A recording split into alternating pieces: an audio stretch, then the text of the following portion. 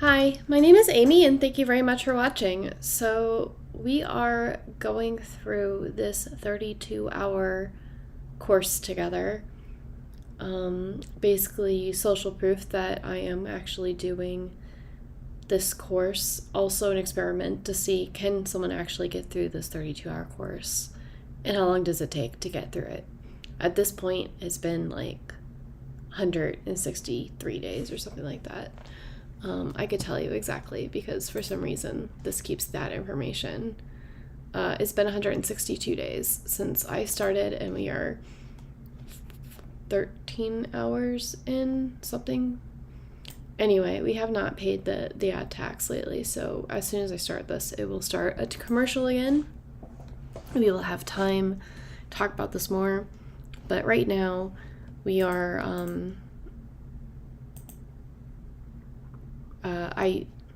I was having some trouble with the fund command over here, and it was allowing the transaction to go through though, so I ignored the error because it's not getting in the way. And now I believe that by the way, I really do like doing this training on my setup with the monitors, but when it's late at night, my cat sleeping on my lap takes precedence over any of my other preferences. So, but it is nice to be able to see the YouTube screen and my code and the browser, so all at the same time. So anyway, my camera is over here, my monitor is over here. So let's see, and also, this is during the daytime, but like I said last night, my work is being a little slow because of the transition, and I don't really have that much to work on. So I may as well be training for an hour or two. If I get fired over this, so be it. So be it. So, let's see. I told you this would be it. Balance button. Anyway, I started working in marketing and web design basically out of college, and knew WordPress was popular, and that's what a lot of web designers were using at the time. We always experienced security issues, missing security socket layer. I'm lowering the volume so I can talk to you while the ad. We pay the ad tax because we don't pay Patrick directly. Let's see. So we have the constants over here, and we don't need this anymore.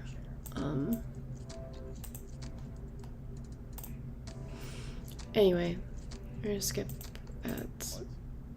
Okay, so we are 13 hours and 34 minutes into this. Let's go. But I'm this kind of person that when I read a book, I have to go to the last page and see how many pages are left, and every chapter I need to know how many pages are left, how much are we. But I got really excited yesterday because I misread the situation. I thought we were gonna do 12 hours and 32 seconds being 13 hours and 32 seconds. No, it was 13 hours and 32 minutes, and I was like, yeah, we're gonna get to lesson 9 finally. It's been more than a week. I spent a few days on this error, and no, we still have about 10 minutes left for lesson 8, and then we will jump directly into lesson 9. I think the contract lottery is going to be interesting. I think it's just random, but I think, I guess we'll get through the whole course and then I'll tell you what I think. But if I was going to be a Solidity developer, I would be looking at OpenZeppelin, because OpenZeppelin is, they have a lot of functions that you don't have to write all the code yourself. And a lot of projects are pretty straightforward. Like, you don't need the complexities that people have. So let's get into this. Get balance. Now we have a get balance button, and it's not going to do anything because we don't have a get balance function. Do I have a get balance button? There's only one way to find out. Hey, balance. So, do I have a get balance function? We have a balance button here where we get the button balance. We have button balance here. And this is actually from my days of doing ASP, like Visual Basic Learning. They would do this kind of naming convention for, even though naming variables based off of like what they are is bad form. Like, what if this button turns into an input, then all of a sudden it's called a button and it's not true anymore, and then you have to go back and fix it. But yeah, sure, this is a button. We're button balance.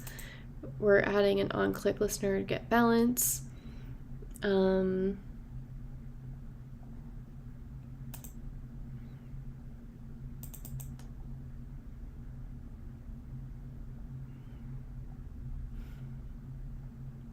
Which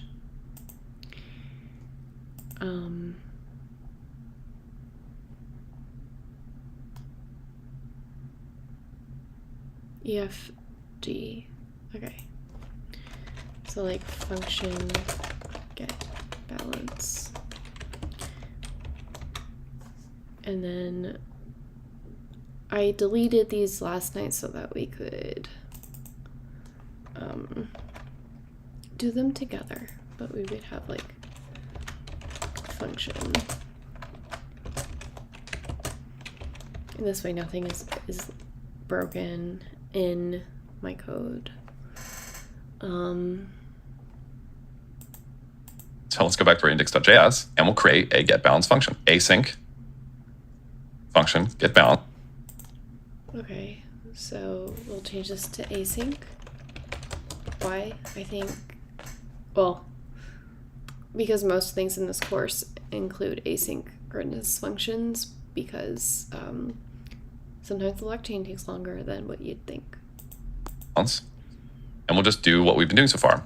If type of. Okay. So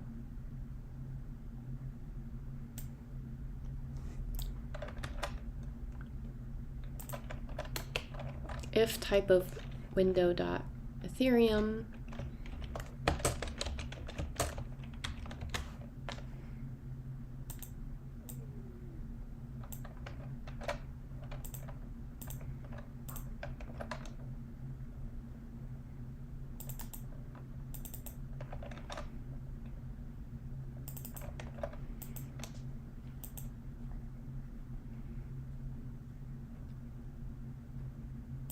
So if window.ethereum exists, then window.ethereum does not equal undefined. Then we're going to do const provider equals new. Okay, so this is going to also look exactly like the top. So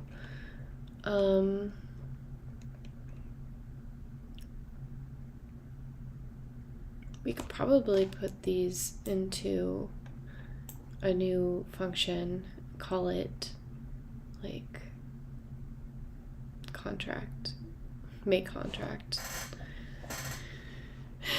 and then pass it back. But this is fine. Const provider equals new ethers Web3 provider window, passing it the window Ethereum, and we're getting the Web3 provider information. And then I think the provider is, like, in this case, MetaMask.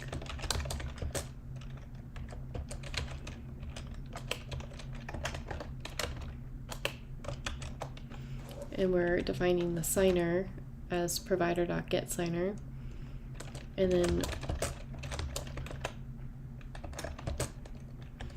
we are making a new instance of this contract.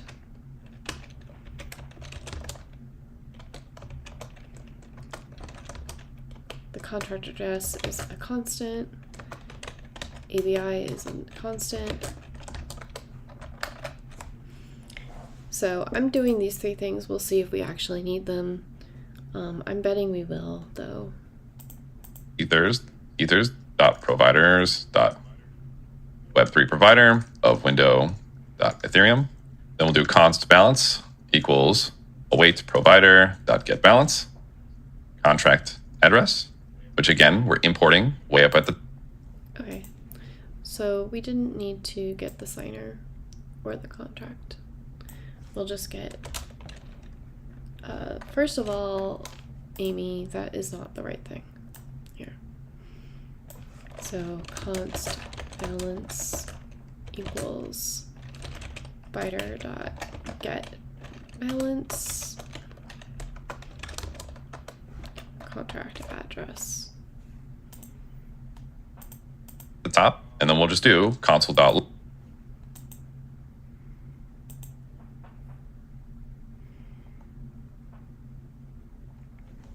Like that. We'll do another div down here.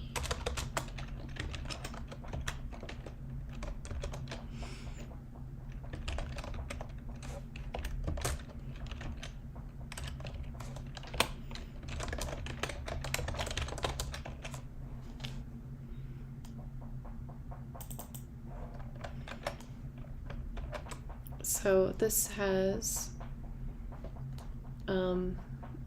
nothing here.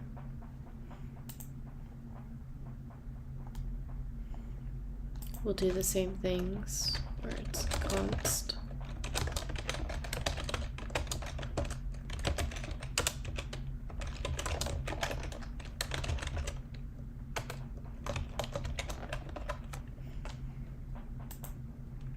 And we don't need to add not a thing. But what we're going to do here is just say like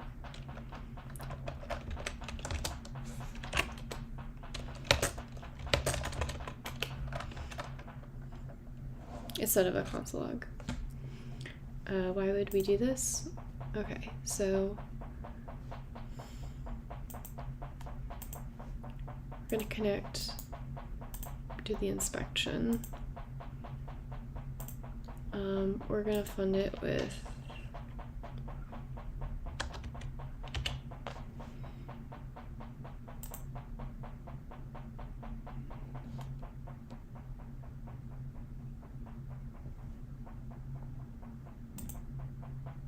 okay, so we're working on that.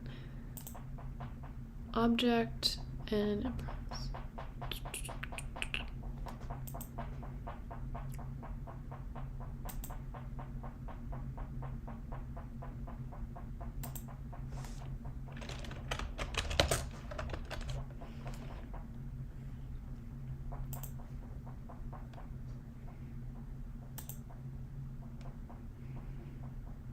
okay, so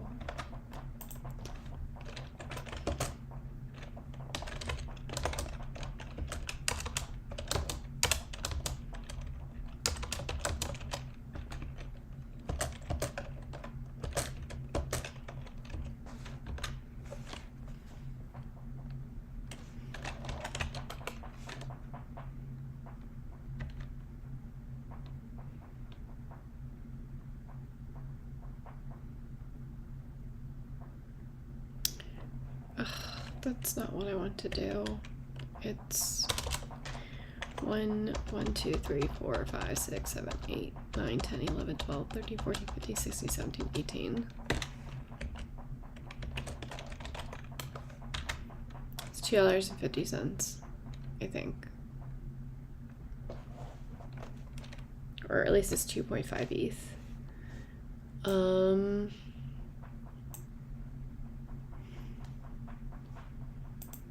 Log ethers dot utils dot format ether balance. This format ether function. Okay, so we will try ethers utils format ether.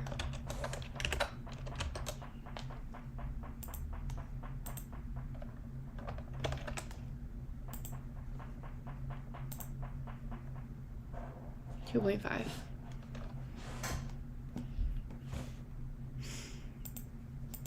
Ethers utils, which you can find in the documentation, to make reading ethers formatted numbers much easier to read. Then, same as what we've been doing before, we're going to go up, we're going to copy this fun button line, paste it, say balance button equals document.get element by ID, balance button, and then we'll say balance button on click equals get balance. We're going to come back to our front end. We'll do a quick refresh. We'll do get balance, and now we can see the balance in the console. We can fund with more, like 1.8. We'll hit fund. MetaMask pops up.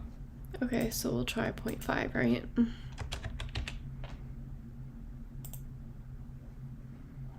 I'm going to accept, and balance is now 3.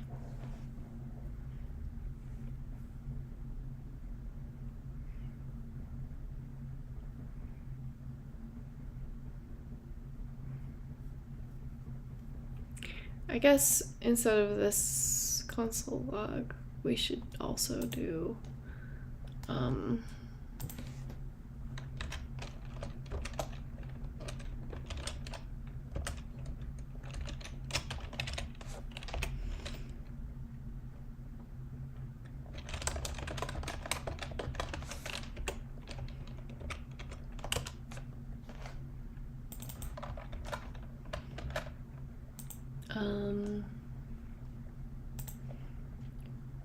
then we could do contract state.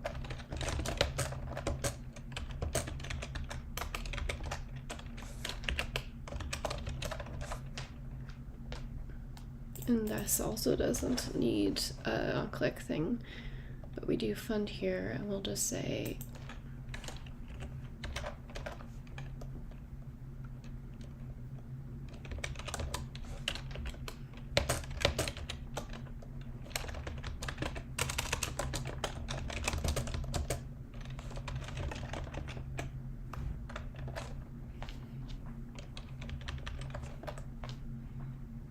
or actually, we'll just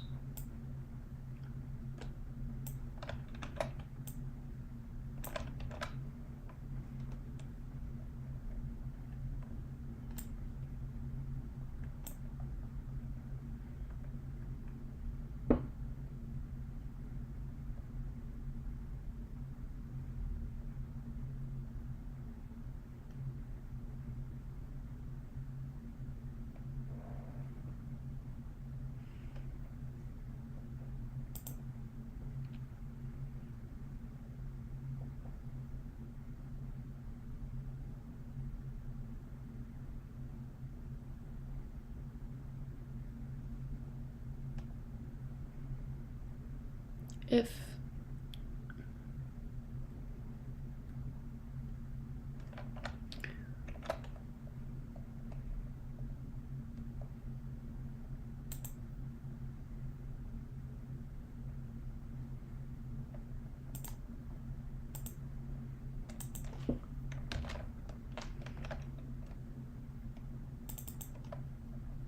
oh, that's what's going on. We have this, and it has that, so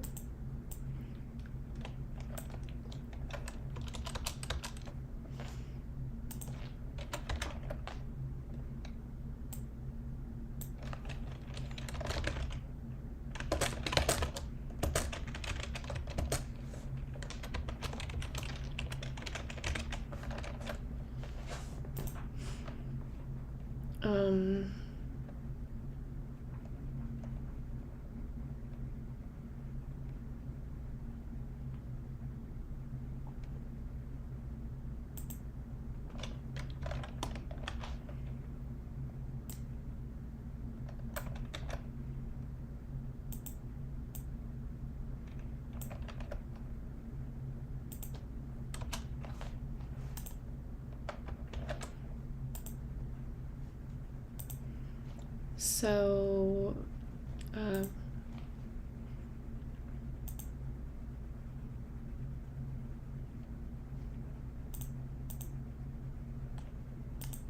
did I do something weird? Completed with, yes. Can we do things now? We are connected. I'm gonna do 0.5 fund.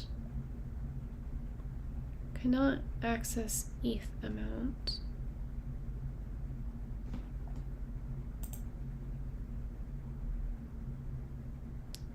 Oh, fine. I probably...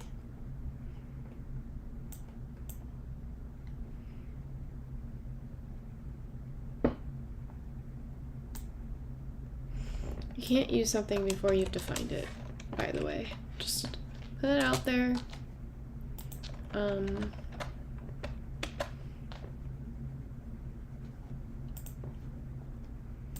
Gonna connect 5 fund. We are funding with 0.5. Confirm. Completed with 1 confirmations.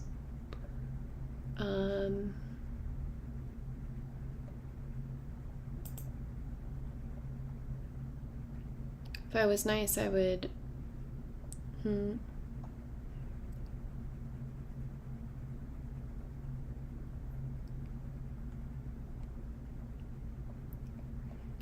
What was I doing? I'm always nice.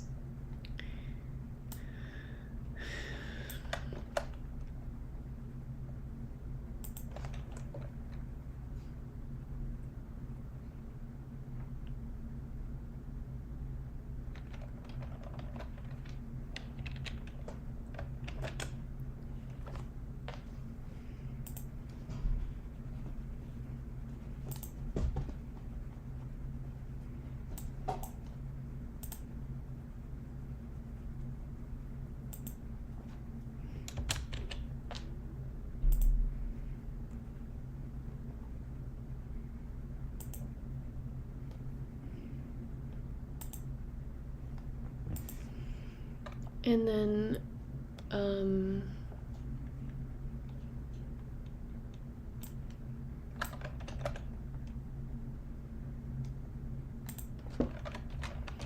this is way too much going on inside of a function, by the way. I'm also making this way too complicated. But basically, get the balance, and then we press fund. Error, invalid argument. Oh, that's because, yeah.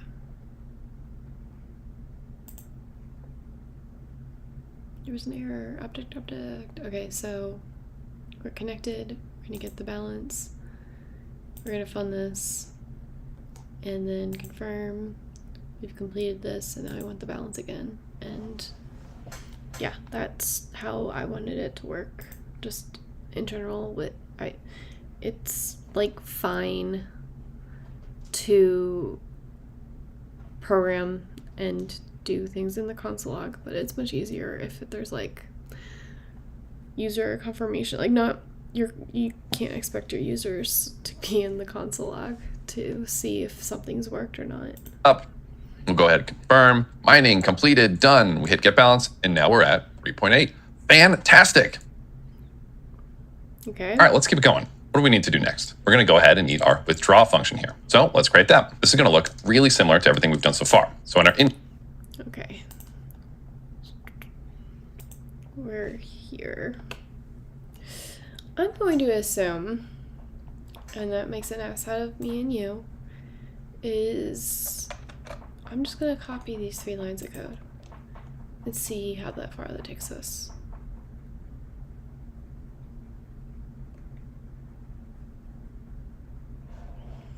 And by that, it is this much, so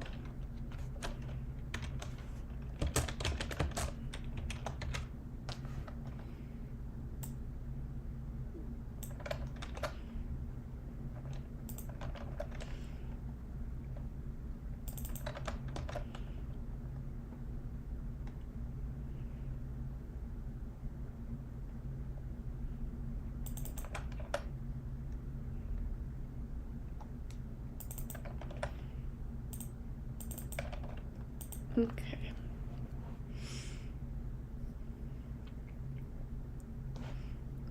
I think we are going to need the contract, but we'll see. We'll definitely need the provider, though. Index.html. Let's create a new button that we can do. There we go. I have a withdraw button. By copying this whole line, paste it underneath, call this withdraw button. We'll call withdraw, and we'll call this withdraw. And then in our index, we'll do the same thing. We'll copy this, paste it below, so withdraw button. We'll document get element by ID, withdraw button dot on click equals withdraw. So let's make a withdraw function down at the bottom. We'll go ahead, say async function withdraw. We'll do the exact same that we've done above, and I can even just copy everything from the get balance and just remove the balance section. If type of window.ethereum does not equal undefined, then we'll grab the provider here.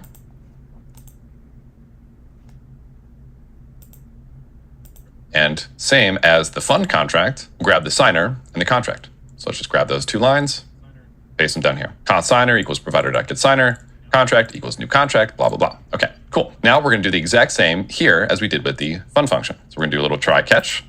We got some try and we got some catch and what's up to do.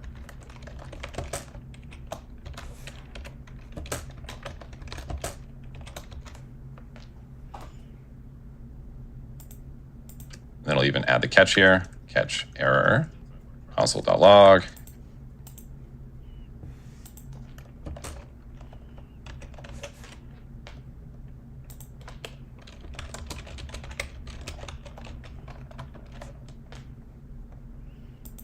Error. And inside of our try, we'll do const transaction response. Okay.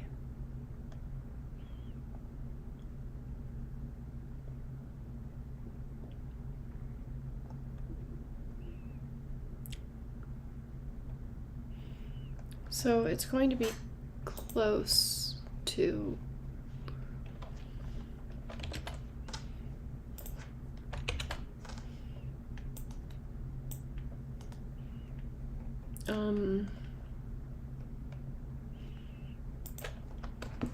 so const transaction equals await. I'm gonna just go out on a limb and say it's withdraw though.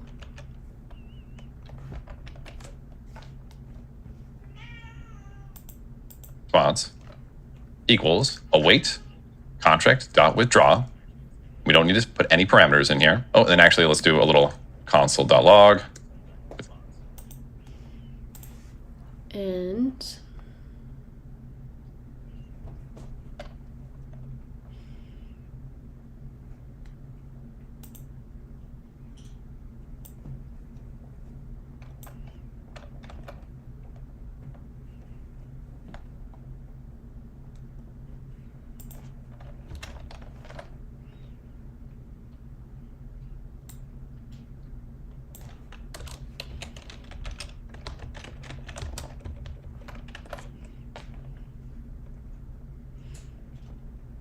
so we're withdrawing.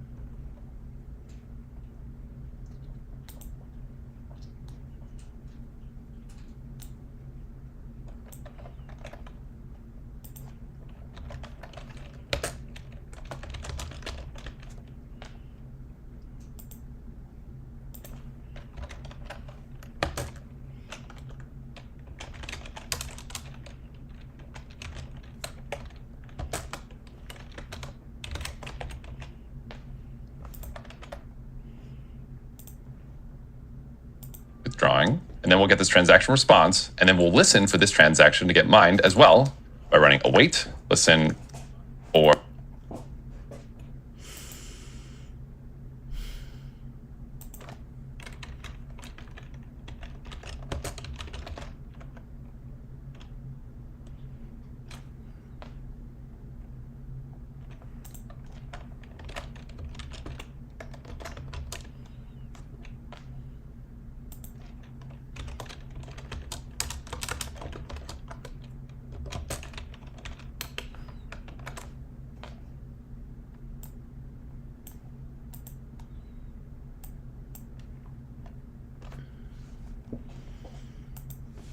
our transaction mine, transaction response, comma, provider.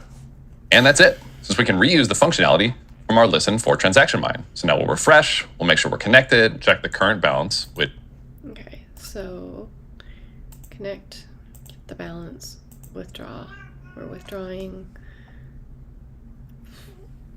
confirm, finished, balance, fund, 0.05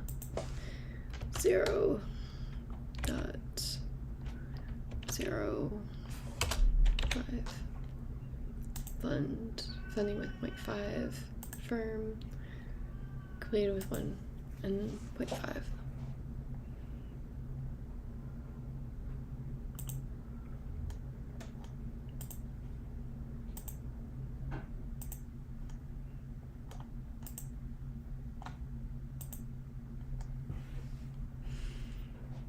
So this all is functionally good.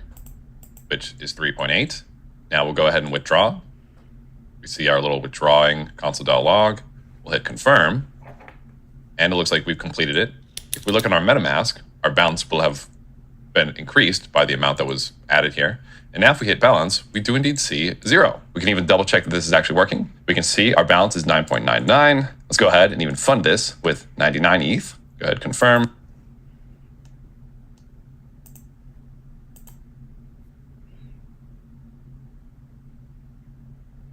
I keep doing like 0.5.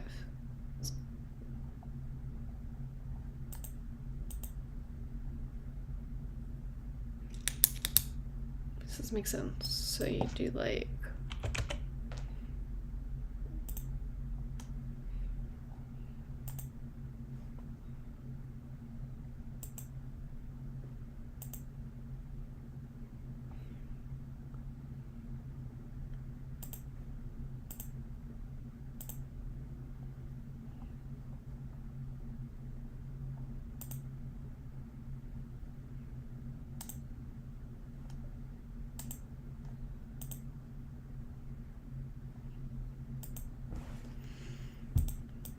Looks like it's completed. Our MetaMask now shows 99.00. And if we go ahead and withdraw, confirm, the withdrawal has gone through, and we can see our balance is back up to 9999. And now let's just go back and change, hey, what's good? We'll refresh our front end, and now we can see you've done it. We've created a minimalistic website that allows us to connect to the blockchain and call functions from a front end and from a website. This is absolutely massive. You should be incredibly proud and incredibly excited with yourself. Now, this is definitely a minimalistic version, and we're gonna work with more powerful and more modern front end frameworks, but this will give you an idea of exactly what's going on behind the scenes when we're working with those more advanced front ends. And we'll style them up so they look a little bit better than this. But with that being said, you've just learned the basics of how these front ends work. And now that you know how to push things up to Git, I highly recommend you start pushing all of these projects up to your GitHub. They will be a record that you've actually done the work and you've built these smart contracts. And if you're looking to get an internship down the line, if you're looking to help other GitHub projects, this will be a record of, hey, I can do this, look at what I can build, look at what I know how to do. So congratulations on your first full stack or your first front end application. Before we move on, let's do a quick refresher of everything we've learned here. So number one, typically you want the repository or your code base for your backend, for your smart contracts to be a different repository than your front end. Your front end code is going to be a combination of HTML and JavaScript. When we have a wallet like... I mean, yes and no. Ideally, yes. In practicality, when you're doing your own application on your own as like a hobby or a small business, probably not. Probably it will be the same. It'll just have weird file structures. It has to do with resources and dynos and stuff. MetaMask, we're injecting these browser-based wallets into the window object of our browsers, like window.ethereum. Each browser will have a different extension here. The reason we do this, we want to connect to the RPC URL that's built into our MetaMasks. And in this way, we're making the same API calls to an RPC URL as we do in Hardhat, as we do in Remix, as we do in Ethers, etc. We created our first promise-based function where we had a listener kick off and we wrapped it in a promise to say, hey, we want to wait for our listener to finish. Since this is a promise-based function, we said await, listen for transaction mine, and we waited for this transaction to finish so that on our front end, once our transaction finished going through, we can tell the user it's finished going through and we can continue doing other stuff. Give yourself that round of applause and let's move on to the next section. All right, welcome to the next section. We are now on. I'm going to stop the streaming. I'm going to go celebrate super hard, and then we'll be back for lesson 9. I think even though we've only been doing it for a few minutes today, I've worked on this for a solid week, and it was only an hour long of video, but I deserve a break. You deserve a break. We all deserve breaks. Let's break things. I'm going to get this up to GitHub, mess around, and then I'll be back. So it's 4:20. Hey.